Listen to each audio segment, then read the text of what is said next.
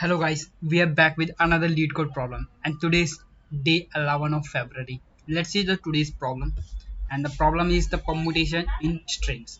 It's a medium question and it's a highly like, so it's a must do question. So you have to do this question. So let's dive into that question directly.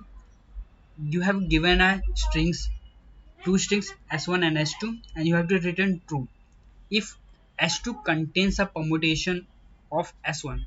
Okay, otherwise you have to going to return false.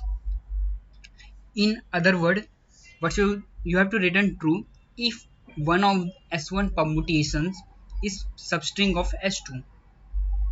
So let's understand the question with the taking the input first of the example one. So that's our input, we are going to take it. So we have given s1 this and s2 string this, and what's our duty? We have to find out permutation of s1 in this s2. If the substring of s2 is the permutation of s1, if yes, I'm going to return true, otherwise I'm going to return false. So that's my motto.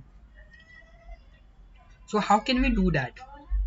For doing this, one thing I noticed, my s1, every permutation of this s1 having the same length.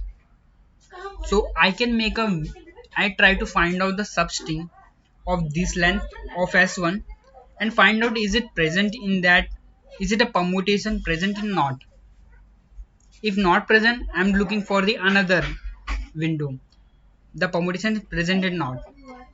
In anyhow, my permutation is present, any permutation is present of s1, I'll just return it true and break my loop in that case. So that's my main motto. And how can I know it's a permutation or not? I know one thing, every permutation of s1 having the same character frequency. If a is present in s1 is 3 times, so in every permutation s1 a is present in the same frequency. So that's my motto. What I'm going to do, I'll take the permutation, I'll take the frequency of s1 and comparing with the windows frequency of character. If both are equal, I'm going to return true in that case, otherwise I'm going to return 4. I'm looking for the another answer. If anyhow it's present, I'm going to return true. Otherwise, if I didn't able to find out s1 permutation in my s2, I'm going to return false in that case. So let me just write the code and you understand better what I'm actually trying to explain. So I'll made it 2 stamp 1 26 and another stamp 2 26 for int I is equal to 0. What I'm going to do here, what I'm actually do here, uh, stamp 1 uh, s1 I minus a plus, or yeah, that's it. What I actually do here, I'll edit every s1 character in my temp corresponding the 0 location, 0 index is going to store, corresponding the a is going to store at, if a is present 3 times, it's going to store at the position of 0 3 times, I mean it added 3 in that case. So I guess you understand. A corresponding 0 index, b corresponding 1 index, and same as z corresponding 25 index in this stamp one. And I made it for the Windows sliding window technique. What I'm going to do, I made it a 3 variable. One is denoting which contain my starting of the window, and j is my last of the window, and k actually the size of the window. In that case, my size of the window has one dot size. And what I'm going to do, I'll made it my uh, I'll write a loop. If my s2 dot if my j is greater than my s2 dot size, I'm just break my loop. If it's less, I'll just run this loop. And what I'm actually do, I'll enhancing my j in every step. So I'm looking for the answer from my starting. I'll edit this e into my uh, window. I'll assume it's gonna be my answer.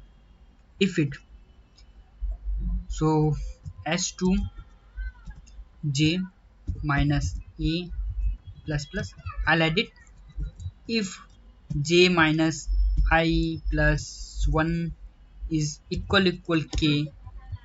Let's say if I hit, if less than j, I didn't do anything, it going to enhance my temp 2, and it enhance my j. So j minus I plus 1, it unfortunately in increasing my size. In that case, if I hit my size of window equal to k, in that case, now the time is come, I have to check it, is it permutation or not.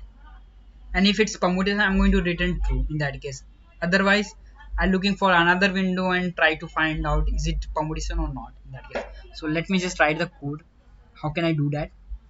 For doing this, I'll for int I is equal to 0. Sorry, I'll take this variable. So I take another variable l plus plus. If temp1 l not equal to temp2 l, in that case I'm going to,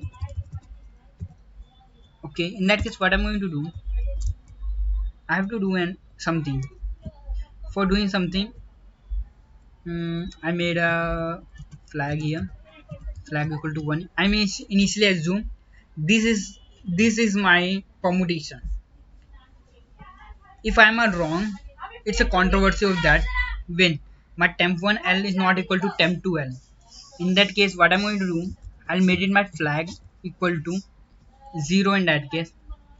And if that loop, if this loop is not running, what is actually mean, it means it's my answer. So so how can I check at that? For checking this, I'll add it. If my flag is still 1, in that case I'm going to return 1 true, or you can say true. I'll return it true in that case. Or if not, I'm looking for another answer. For looking for another answer, how can I looking for another answer? Let's assume if my j minus I plus 1 is greater than k. What does actually mean? It means my window size is slightly greater than my key. So I have to remove my last element. So how can I remove this element? For removing the element, what I'm going to do, I'm removing from my temp to writing. I remove this element. Actually, I do the work for this. Then I want to do for this. So I have to erase this e from here. So for removing the e, what I'm going to do, I'll go to the e location and minus the frequency. It's going to delete the element, and after deleting, I enhance my pointer for slide my window in that case, and it's sliding and it's again checking. Now my k is reaches to k, it hit the k and it's do that same job. And that the code. If my answer is not possible in anyhow, so in that case I'm going to return 0. And that's my code, guys. Let's run this code.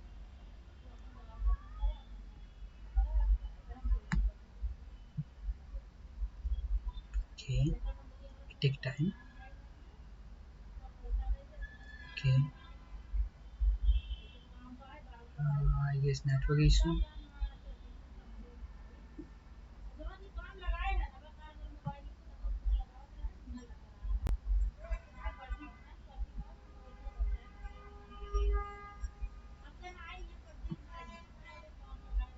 Okay, let me refresh this page. Okay, network issue. Sorry for this trouble. Give me some sec of time.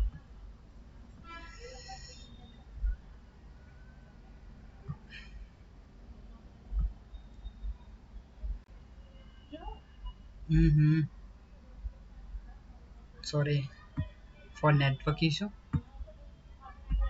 Let me run my code again. uh, don't take more time. Okay, it takes time.